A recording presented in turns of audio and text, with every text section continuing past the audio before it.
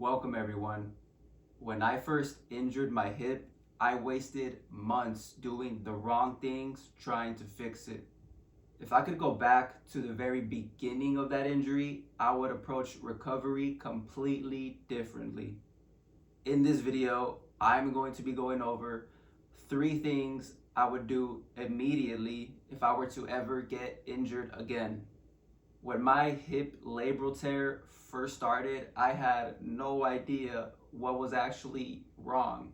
So what did I do? I spent months watching random YouTube videos and trying different exercises, hoping that something would just magically fix it. And honestly, some of the things I've tried probably made my injury worse.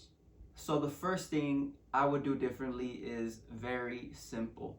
I would immediately get professional help, a physical therapist or someone who actually understands injuries. This is one of those things that I should have done a lot sooner when I first got injured, but instead I spent months trying to diagnose myself through the internet, thinking that I could eventually figure it out on my own.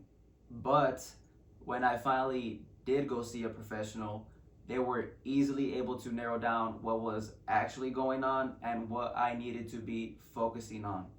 And had I done that a lot sooner, it would have saved me months of frustration and pain.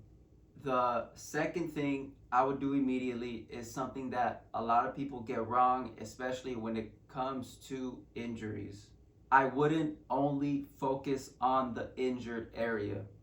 I thought since it was my hip that was injured, I needed to do all these drills to increase my hip mobility, increase my hip internal rotation, increase my hip external rotation.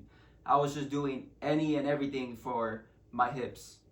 So when people have hip pain, they think they should only be stretching or strengthening the hips, but the body doesn't work in isolation like that.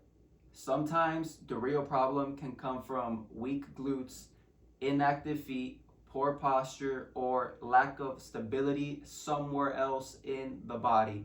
Once I adopted a more holistic approach to how I trained my body, that's when things actually started improving.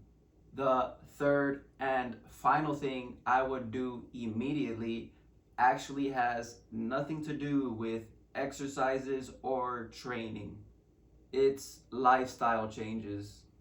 Things like avoiding regular shoes and switching to barefoot shoes, wearing toe spacers on a daily and consistent basis, and just spending more time barefoot really changed how my feet and hips function. At first, these changes seemed completely unrelated to my hip injury, but improving how my feet worked changed how my entire lower body moved. And it's those small lifestyle changes that ended up having a way greater impact than I would have ever expected. So if I ever had to start my recovery all over again, these would be my top 3 priorities. I would, 1, get expert help early on. As soon as possible, the sooner the better. 2, I would train the body as a whole and take a more holistic approach to my training and not only focused on the injured area. And 3, I would make those small daily lifestyle changes that help support recovery. Hopefully this helps you avoid the same mistakes I made during my own recovery. And if you're dealing with hip pain, I'm sharing more things that helped me recover here on this channel. Be sure to comment, like, and subscribe for more videos like this. Thank you for your time.